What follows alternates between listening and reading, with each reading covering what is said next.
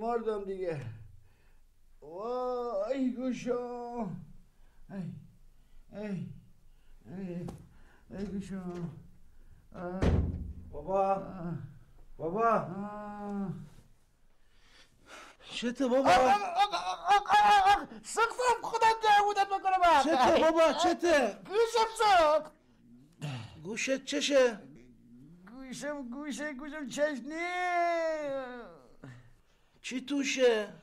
نمیدونم. ماشاءالله بابا یه گوشت هم گوشه. عضلات داخلیشه یا بیرونیشه؟ نمیدونم اما دکترم.